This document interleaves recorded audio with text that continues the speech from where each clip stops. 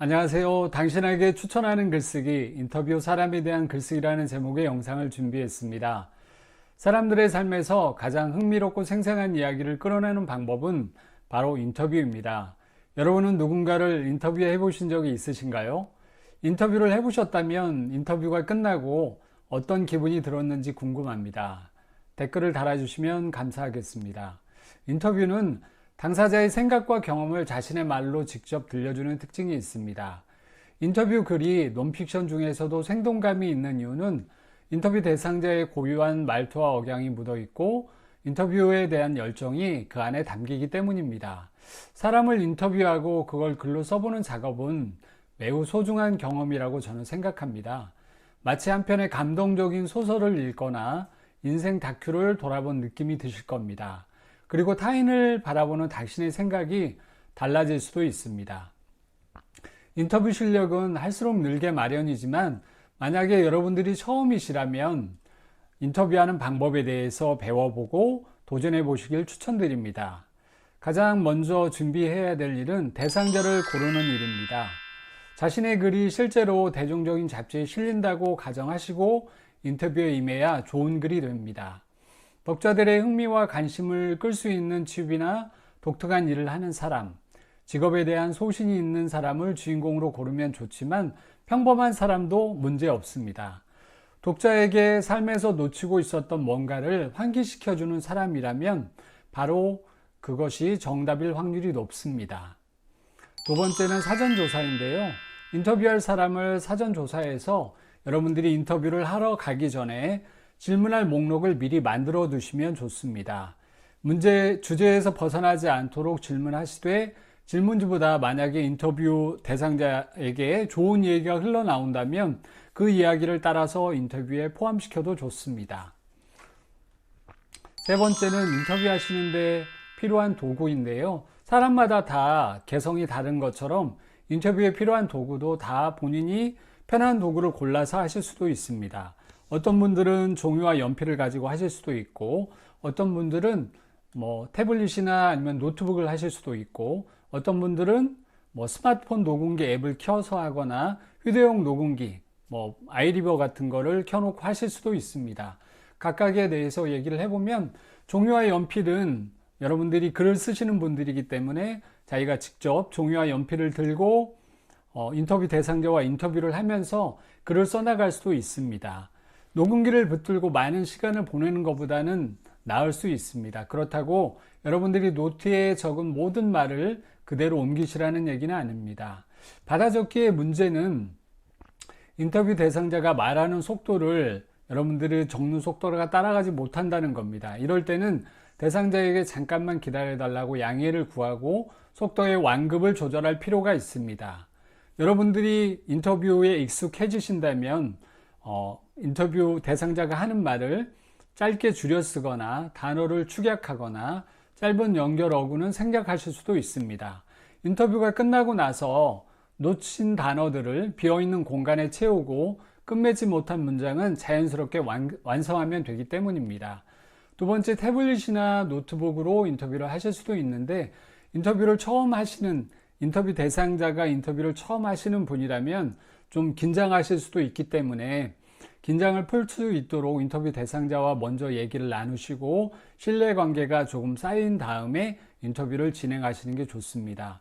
스마트폰 녹음기 앱이나 휴대용 녹음기 같은 경우에는 저도 인터뷰를 할 때 스마트폰 녹음기 앱이나 휴대용 녹음기를 사용해 봤는데 녹음한 내용을 들어보면 인터뷰에 응한 사람도 처음 대사를 암기한 게 아니기 때문에 얘기를 하다 보면 이야기가 반복되거나 중요하지 않고 생기 없는 문장들이 많이 있을 수 있습니다. 말이 앞뒤가 안 맞을 수도 있고 문장 자체가 정확하지 않는 편이 많습니다. 녹음기를 전적으로 의지해서 인터뷰 글을 쓰다 보면 불필요한 말을 제거하고 다듬는 과정에서 뒤에서도 말씀드리겠지만 엄청난 시간과 노력이 들어갑니다. 인터뷰 대상자의 말을 그대로 글로 옮기려는 필사적인 노력을 애쓰시면 안 되는 이유입니다. 네 번째, 인터뷰 당일날 대상자가 낯을 가리고 좀 수줍은 성격이시라면 당일날 억지로 이야기를 끌어내려고 하지 마시고 다음 기회에 다시 자연스럽게 이야기를 나눌 수 있도록 시도해 보시는 것도 좋습니다. 인터뷰어는 인터뷰 대상자에게 두 가지 의무를 지키시는 게 좋습니다. 두 가지 의무란 바로 간결함과 공정함인데요. 간결한 의무란 인터뷰 대상자가 한 많은 말 중에서 핵심을 뽑아내서 독자들이 읽게 해줄 의무가 있다는 얘기입니다. 공정함이란 인터뷰 대상자의 입장을 왜곡하지 않고 정확하게 나타날 의무를 말합니다. 맥락을 벗어나는 말을 인용해서도 안 되고 인터뷰 대상자가 한 말 중에서 보충 설명이 필요한 경우에는 덧붙여줘서 나중에 그 인터뷰 기사를 독자들이 읽었을 때 잘 이해할 수 있도록 도와줘야 할 의무가 있습니다. 인터뷰 대상자가 언급한 단어를 함부로 바꿔서도 안 되고 문장을 잘못 잘라내서 문맥을 왜곡해서도 안 됩니다. 인터뷰 대상자의 말의 표현이나 논리에 오류가 있다면 또는 인터뷰어가 이해하지 못한 부분이 있다면 인터뷰 대상자에게 여러분들이 개인적으로 전화나 메일을 통해서 연락을 해봐야 됩니다. 이해가 안 되는 부분이 있어서 확인이 필요합니다. 제가 이해할 수 있을 때까지 다른 말로 그 문장을 표현해 주시거나 이 문장이 어떻게 된 건지 전후 사정을 좀 설명해 주실래요? 이렇게 인터뷰 대상자와 얘기를 해서 이해하지 못한 부분은 그냥 내버려 둬서는 안 됩니다. 만약에 그거를 인터뷰어 자체도 이해하지 못한 상태로 글을 쓰게 되면 독자는 그 부분을 읽다가 그 부분에서 흥미를 잃게 되기 때문입니다. 인터뷰 글의 구성을 고민해 봐야 합니다. 모든 글쓰기가 그렇듯이 인터뷰의 도입부도 독자의 시선을 잡아 끌 수 있게 인터뷰 대상자의 글의 가치를 확실하게 보여줄 필요가 있습니다. 인터뷰 대상자의 인용과 인터뷰어의 글이 균형을 이루게 만들어줘야 합니다. 인용문이 서너 문단씩 계속 이어지게 되면 문장에 단조로운 느낌을 주기 때문입니다. 인용은 간헐적으로 등장할 때 글에 생기를 부여하게 됩니다. 생기 있는 인용 문장 쓰기에 대한 예를 제가 한번 들어볼게요. 먼저 잘못된 예는 이렇습니다. 여사님은 4살 차이 우리 양반은 건장하고 자신은 조금 했는데 참 잘해주고 애기 다루듯 했다고 했다. 라는 잘못된 문장이 있습니다. 이거를 좋은 예라고 바꿔주면 4살 차이 우리 양반은 건강하고 나는 조금 했어요. 참 잘해줬어요. 애기 다루듯 했어요. 라고 여사님은 말했다. 위의 예처럼 여사님은 뭐뭐라고 했다라고 쓰지 말고 인터뷰 대상자가 한 말을 그대로 옮겨 적어줘야 문장이 따뜻하고 인간미가 살아납니다. 그녀는 뭐뭐라고 말했다. 또는 뭐뭐라고 방긋 웃었다. 뭐뭐라고 미소 지었다라고 하는 것은 상토적인 표현의 군더더기입니다. 독자는 그는 또는 그녀는 뭐뭐라고 말했다는 눈으로 보통 생략하고 읽게 되기 때문에 뭐뭐라고 지적했다, 뭐뭐라고 설명했다, 뭐뭐라고 대답했다, 뭐뭐라고 덧붙였다와 같은 동의어를 선택해서 서술어에 변화를 줄 필요가 있습니다. 한 가지 중요한 점은 인터뷰 대상자가 주정을 말했으나 만약에 보충 설명을 하지 않은 경우라면 뭐뭐라고 덧붙였다는 표현은 맞지 않을 수 있으니까 유념해 주시면 감사하겠습니다.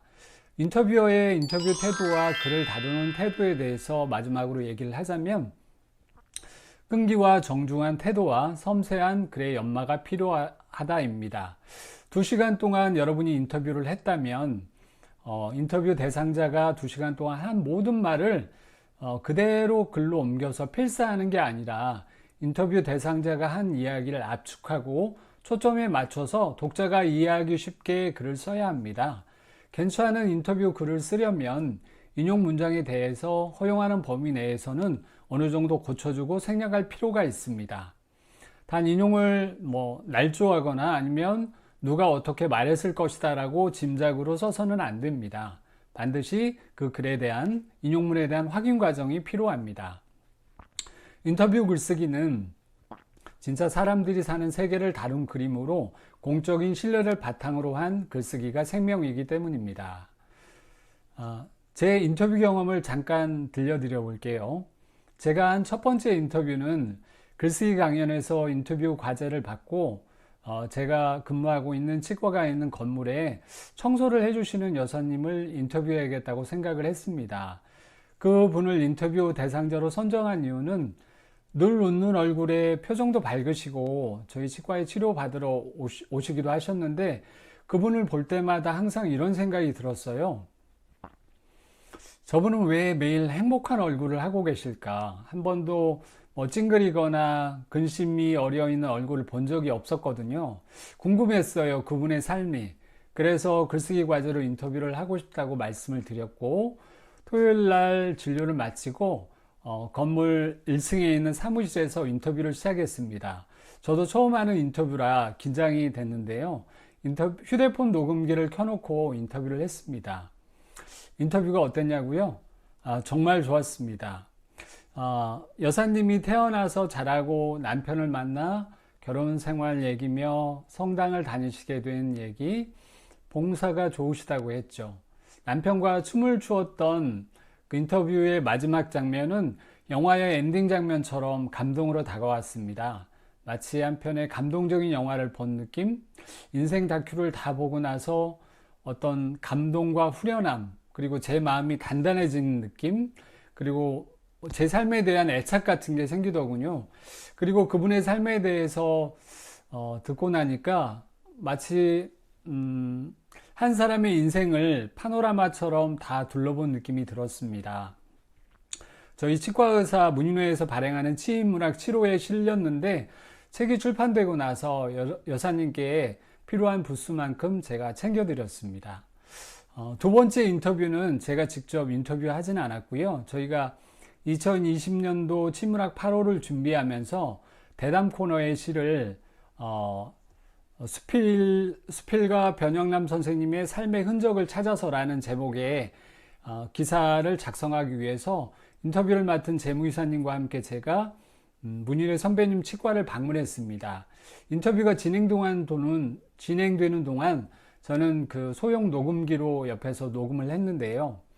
이제 인터뷰가 끝나고 나서 제가 인터뷰 기사를 직접 쓰면서 선배님이 하신 그 인터뷰하는 모든 말들을 정말로 소시 하나 틀리지 않고 써야 된다고 생각을 해서 그렇게 기사를 쓰려다 보니까 그 보이스 리코더를 정말 수십 번 돌려서 제가 그 본 기억이 납니다. 만약에 제가 이 유튜브 영상을 이렇게 오늘 준비하는 것처럼 이런 내용을 미리 알았다면 이렇게 수고스럽게 인터뷰 기사를 쓰지 않았을 거라는 생각이 드네요. 오늘 영상이 여러분이 인터뷰를 준비하는데 혹은 인터뷰를 해보기로 여러분이 마음을 먹는 데에 도움을 줬다면 좋아요와 구독, 알림, 댓글로 응원해 주세요. 오늘도 인터북 채널은 다음에 더 유익한 영상으로 여러분들을 건강하고 반갑게 찾아뵙겠습니다. 감사합니다.